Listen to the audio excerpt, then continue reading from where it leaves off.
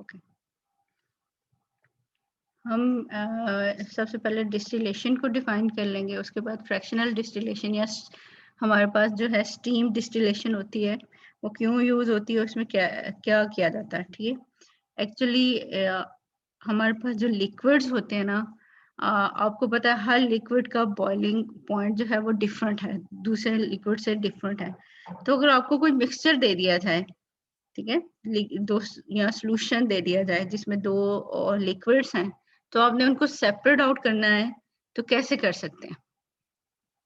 ठीक है, तो उसके लिए डिस्टिलेशन का प्रोसेस होता है कि बॉइलिंग पॉइंट की बेस पे हम डिफरेंट मटेरियल्स को या डिफरेंट लिक्विड्स को सेपरेट आउट कर रहे होते हैं इसमें। ठीक है, अब देखिए एक तरफ से हीट करें तो जिसका बॉइलिंग पॉइंट ज्यादा होगा यानी कि कम होगा वो तो जल्दी इवेपोरेट हो जाएगा, और जिसका बॉइलिंग पॉइंट ज्यादा होगा वो देर से इवेपोरेट होगा। ठीक है, अब इस बेस पे हम उनको सेपरेट आउट करते जाएंगे कि जो जिसका बॉइलिंग पॉइंट कम है तो उसे थोड़ी सी हीट देंगे तो वो वेपोरेट होगा, वेपर्स में कन्वर्ट हो जाएगा। अब उसको उन वेपर्स को हम कंडेंस कर लेते होते हैं और दूसरी जगह पे दूसरी फ्लास्क हमने लगाई होती है तो उसके अंदर इसको सेपरेट आउट कर लेते होते हैं।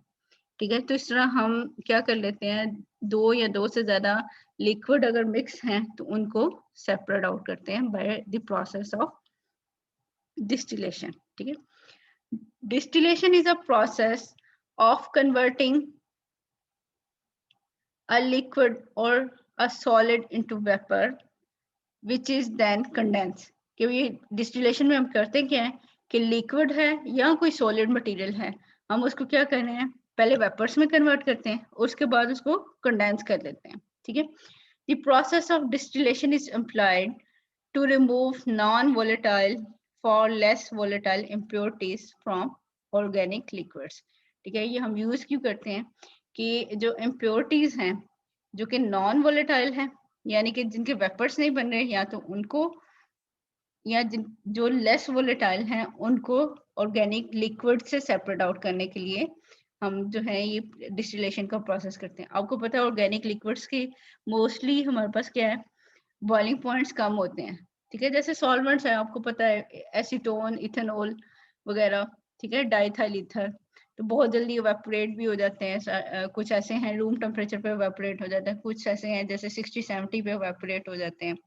ठीक है, अब उनके अंदर कोई इम्प्योरिटी आ गई है तो उसको भी सेपरेट आउट करने के लिए हम डिस्टिलेशन करते हैं कि जैसे ये इनका बॉइलिंग पॉइंट आएगा लिक्विड का तो वो तो इवेपोरेट हो जाएगा। ठीक है, तो उसको हम कंडेंस करके सेपरेट कर लेंगे और रिमेनिंग हमारे पास क्या रह जाएगा कि जो इम्प्योरिटी थी वो नीचे रह जाएगी। ठीक है, तो हम इस तरह सेपरेशन कर सकते हैं। The usual form of apparatus employed in distillation consists of one क्या है हमारे पास a distillation flask provided with a side tube।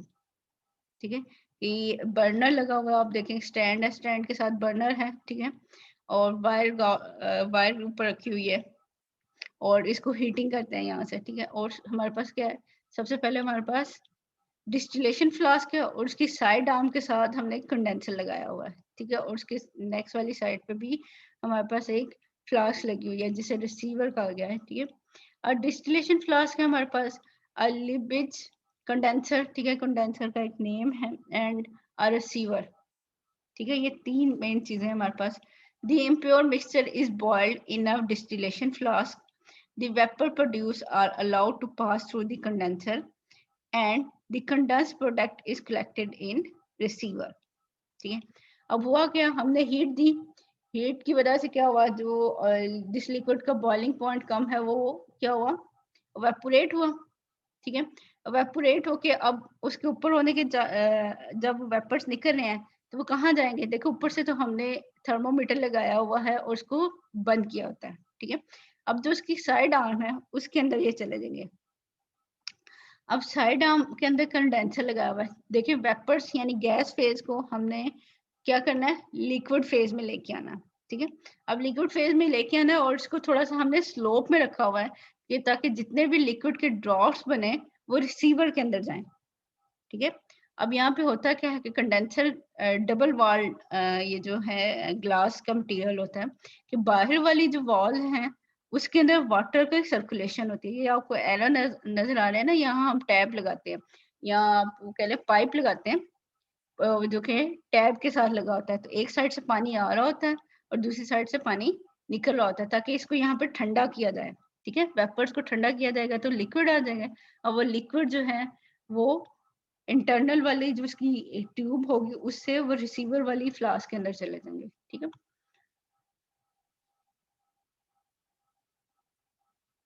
the impure mixture is boiled in the distillation flask. The vapor produced are allowed to pass through the condenser, and the condensed product is collected in receiver. ठीक है, in this process following points should be kept in view.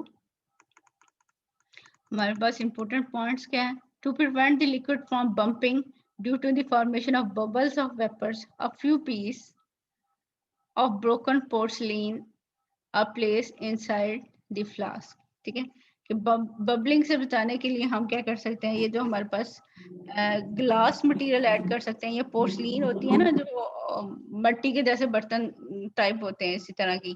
ठीक है, यानी वो material हम add कर सकते हैं, तो वो उसकी बबलिंग से बचा सकता है। Inflammable liquid when subjected to distillation, water bath is used for heating, while for ordinary purpose sand bath or wire gauze is sufficient. ठीक है, वो लिक्विड जिनको आग जल्दी लग सकती है, ठीक है, उनके लिए हम क्या करते हैं कि डायरेक्ट हीटिंग नहीं करते हैं, बल्कि वाटर बाथ में हीटिंग कर रहे होते हैं। लेकिन जो नॉर्मली हमें पता है कि हमारे मिक्सचर में कौन सा सॉल्वेंट है, तो हम क्या करते हैं कि सैंड बाथ भी यूज कर सकते हैं या सिंपल डायरेक्ट जो है उसे हीट भी दे सकते हैं।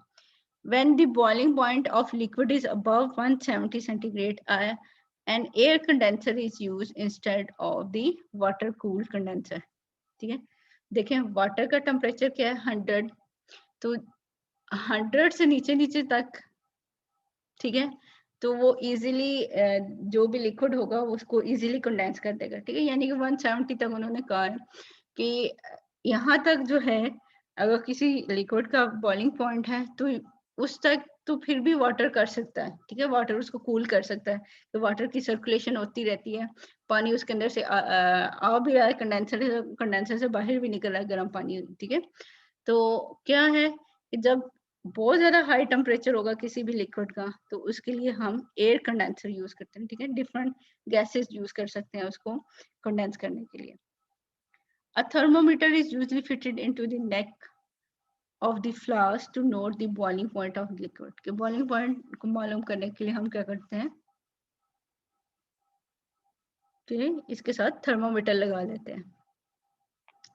ठीक है, इसी तरह हमारे पास क्या है, फ्रैक्शनल डिस्टिलेशन क्या होती है। मीन डिस्टिलेशन का प्रोसेस आपने देख लिया कि होता क्या है कि हमने किसी भी सब्सटेंस को पहले लिक्विड से गैस या सॉलिड से गैस में कन्वर्ट करना है, और यानी वेपर्स में, और उसको कंडेंस करके उसको कूल कर लेना और फिर उसको सेपरेशन कर लेनी है।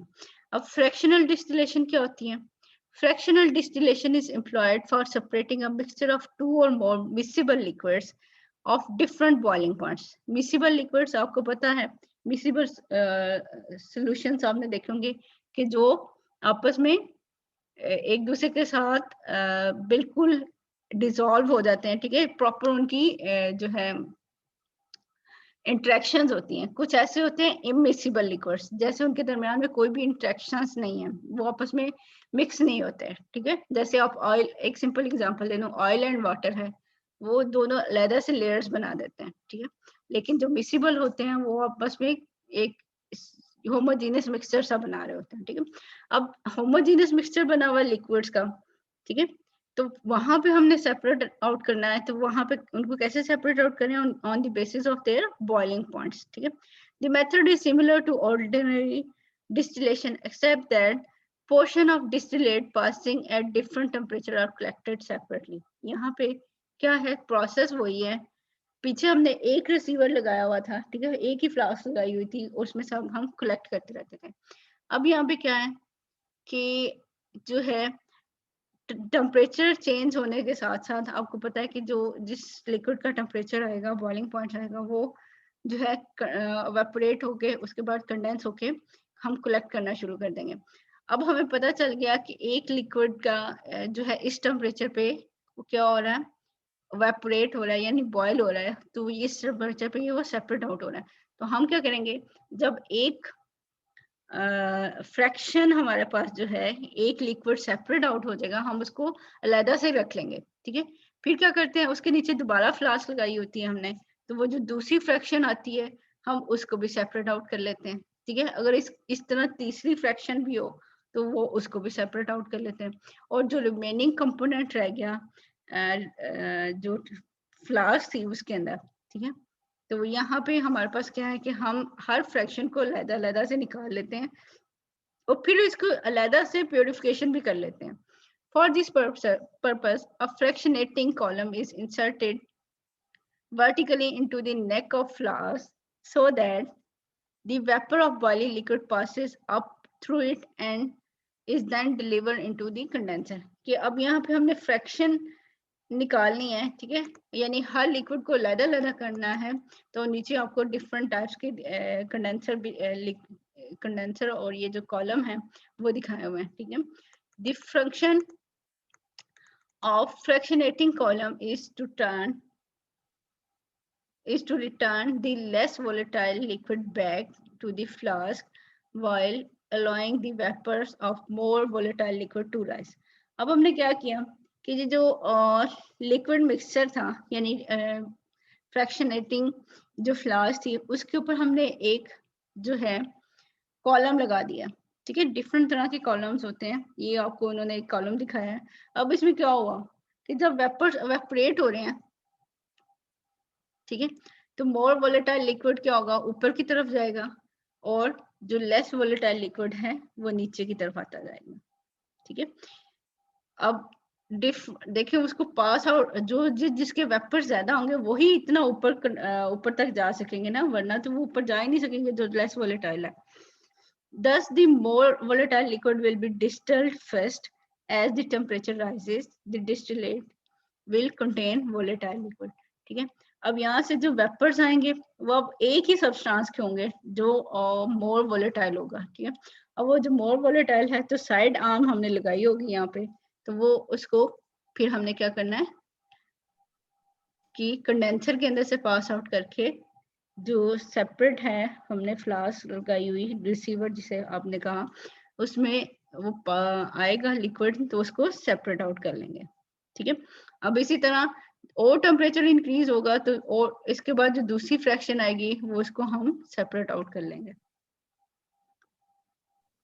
They are collected in a separate fraction which are further distilled to get the pure compound. कि हमने अगर 3 फ्रैक्शन निकाल ली इसके अंदर से, ठीक है, तो उनको हम अलग-अलग रख लेते हैं, फिर उनकी हर एक की अलग से भी अगेन जो है वो डिस्टिलेशन करते हैं। वो इसका फायदा क्या होता है कि उसके अंदर कोई भी इम्प्योरिटी है तो वो भी सेपरेट आउट हो जाएगी और वो प्योर हमें लिक्विड जो है वो मिल जाएगा। The various type of fractionating column used in the laboratory are shown in the figure, ठीक है। different types के हैं, mostly जो हम normal work के लिए कर रहे होते हैं, जो मैंने देखा है, ठीक है, A वाला यूज कर रहे होते हैं कि बाहर जो है एक ग्लास की रॉड है जिसके अंदर से वाटर आ भी रहा जा भी रहा और इंटरनल जो है वो वेपर्स के लिए है, ठीक है। तो ये डिफरेंट टाइप्स के होते हैं, डिपेंड कर रहा है हमें कितनी प्योरिफिकेशन चाहिए, हमारे लिक्विड्स कौन से हैं, हमें कितनी एक्यूरेसी चाहिए, ठीक है। इसी तरह हमारे पास क्या है, डिस्टिलेशन अंडर रिड्यूस्ड प्रेशर, ठीक है। रिड्यूस प्रेशर यानी हाई प्रेशर उसको अप्लाई करके, हाई प्रेशर नहीं, रिड्यूस प्रेशर मीन कि वो वैक्यूम हम लगा लें, ठीक है, उसके अंदर से वैक्यूम लगाएंगे तो वो प्रोसेस है वो इंक्रीज हो जाएगा, तो इसको हम सिंपली वैक्यूम डिस्टिलेशन भी कह रहे हैं या डिस्टिलेशन अंडर रिड्यूस प्रेशर कहेंगे, ठीक है। Many organic liquid cannot be distilled satisfactorily under the atmospheric pressure because they undergo partial or complete decomposition before the normal boiling point is reached. अब होता क्या है, कुछ ऐसे कंपाउंड है होते हैं कि जब उनका बॉइलिंग पॉइंट आता है वो उस पे बॉयल होने के साथ साथ वो डिकम्पोज भी हो जाता है, ठीक है। चाहे वो कंप्लीटली डीकम्पोज हो या पार्शियल डीकम्पोज हो। तो फिर हम उनको कैसे सेपरेट आउट करते हैं? हम, आपको पता है नॉर्मल जो है 1 एटमॉस्फेरिक प्रेशर पे कोई भी चीज जो है वो बॉयल हो जाती है, ठीक है। अब हम क्या करते हैं कि उसका प्रेशर जो है ना वो चेंज करते हैं। प्रेशर हम कम करेंगे, ठीक है, तो वो जल्दी चीज बॉयल हो जाएगी। अब वो वहां पे क्या होगा कि जब वो बॉयल होगी तो हम उसको सेपरेट आउट कर लेंगे। They can be distilled without danger of decomposition by reducing the external pressure, कि हम एक्सटर्नल प्रेशर को रिड्यूस कर देंगे। For this purpose specially design flask और Claisen flask is applied having 2 necks, ठीक है। अगर इसकी फिगर इन्होंने दिखाई हुई है, यस, तो मैं वो भी आपको बताऊंगी कि अब यहाँ पे हमारे पास क्या है, 2 neck हम फ्लास्क यूज कर रहे होते हैं। The right hand neck of the flask is fitted with thermometer, कि इसके अंदर एक थर्मामीटर लगा होता है, और दूसरी साइड पे हमारे पास जो है while the left hand neck carries the capillary tube dipping into the liquid and almost closed at the upper end by a piece of rubber tubing and a screw cup, के upper end से ये क्या है हमारे पास close है। एक side पे flask में थर्मोमीटर लगा हुआ है और दूसरी साइड पे हमारे पास कैपिलरी ट्यूब लगी हुई है, ठीक है। दिस अरेंजमेंट प्रिवेंटिंग बम्पिंग, ठीक है, ये जो बबल्स बनते हैं वो उससे रुक जाते हैं। Which is more pronounced during the vacuum distillation than the under normal pressure, के नॉर्मल प्रेशर के बजाय ये जो जब हम वैक्यूम डिस्टिलेशन करते हैं तो बम्पिंग या बबल जो बन रहे होते हैं वो ज्यादा बनेंगे, ठीक है। तो उसको प्रिवेंट करने के लिए ये यूज किया जाता है। The pressure is lower by mean of water और रोटरी पंप, ठीक है, वहां से प्रेशर कम किया जाता है। A manometer is introduced between the receiver and the pump to ascertain the pressure at which the distillation proceed, के एक स्पेसिफिक हमने क्या करना है कि स्पेसिफिक प्रेशर अप्लाई करना है, तो उसको मेजर करने के लिए मैनोमीटर लगाया जाता है ताकि वो उसको मेंटेन करे प्रेशर को, ठीक है।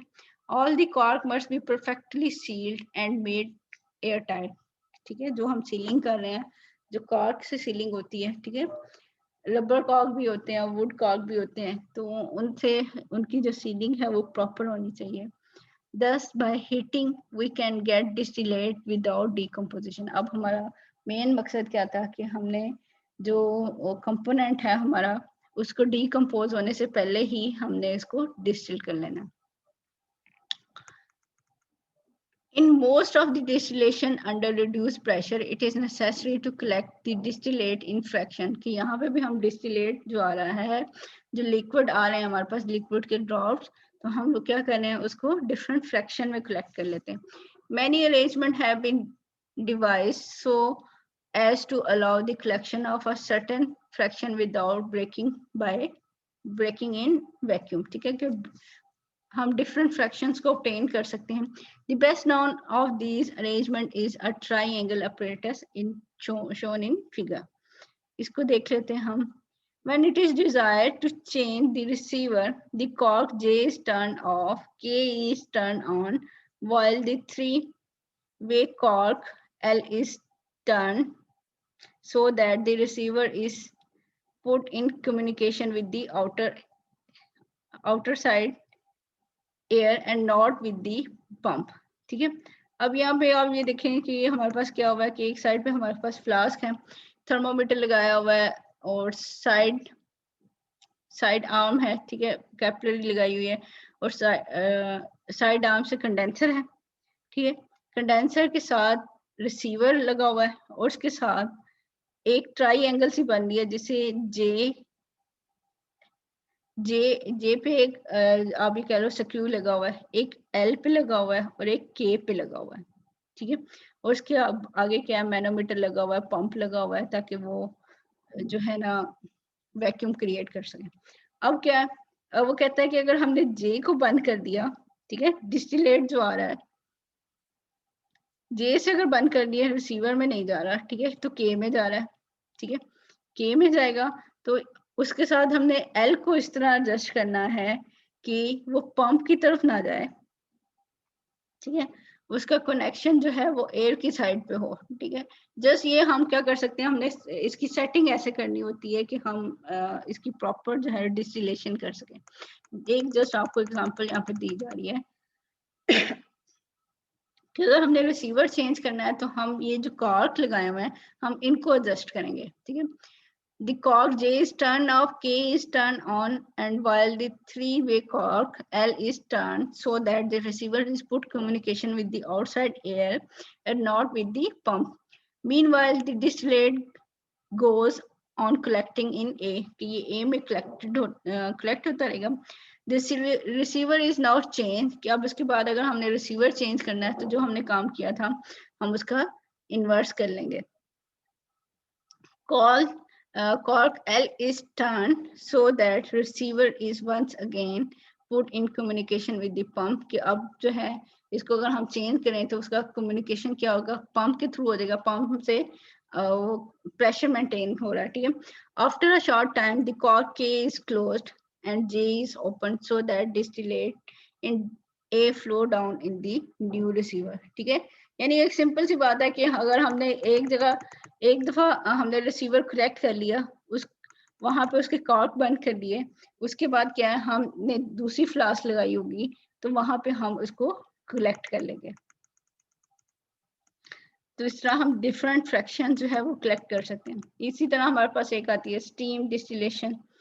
Bye steam distillation we mean the distillation carried out in a current of steam, ठीक है. अब डिस्टिलेशन के लिए जो हीटिंग प्रोवाइड की जा रही है तो वो कहाँ से आएगी, वो स्टीम से आएगी, ठीक है. This process of steam distillation is employed for separating those substances which are appreciably volatile at 100 centigrade from non-volatile component of mixture. कि हम उन substances को separate out करते हैं जो कि 100 centigrade के ऊपर भी volatile हैं, ठीक है. तो उनको हम स्टीम के साथ जो है वो सेपरेट आउट कर लेंगे. हमारे पास क्या है, रिसीवर है, कंडेंसर है और फ्लास्क है और इससे पहले बी और एस लगा हुआ है और यहाँ से मेरे ख्याल है स्टीम प्रोड्यूस हो रही होगी, ठीक है. और डिफरेंट फ्रैक्शन ले लेंगे और डिफरेंट फ्रैक्शन में भी अगर इम्प्योरिटी हो तो आपने अगर सेपरेटिंग फनल देखी हो तो वहाँ से हम जो है 2 लेयर्स अगर बन रही हैं तो हम उन दोनों लेयर्स को सेपरेट आउट कर लेते हैं. The mixture to be treated is placed along with some water in a round bottom flask in sloping position, ठीक है. ये स्लोप में ऊपर रखी हुई है, अगर आपने ऊपर इसको देखा यानी सीधा नहीं रखा, हमने इसको टेढ़ा इसलिए रखा है कि वाटर जो है या जो हमारे पास लिक्विड जो है वो कंडेंसर में ना जाए, जस्ट वेपर्स जाए. ये देखिए आप फ्लास्क को थोड़ा सा टेढ़ा रखा हुआ है, ठीक है, ताकि जस्ट वेपर जो उसकी साइड पे जाए, कोई वाटर कंपोनेंट या लिक्विड कंपोनेंट जो है उसके अंदर नहीं जाए. Heated on a sand bath and connected to a condenser. Steam from a boiler, which generally consists of a tin can provided with a safety tube. कि ये एक बॉयलर होता है जिसके अंदर से अगर वाटर की स्टीम है, ठीक है, वो प्रोड्यूस हो रहा है और वहां से स्टीम जो है वो पास होगी फ्लास्क के अंदर और वहां से फिर हम जो है वोलेटाइल लिक्विड को सेपरेट आउट कर सकते हैं, ठीक है. Steam from boiler is readily passed into the flask containing the impure liquid. Steam and vapors of the liquid from this flask are condensed and received in the receiver.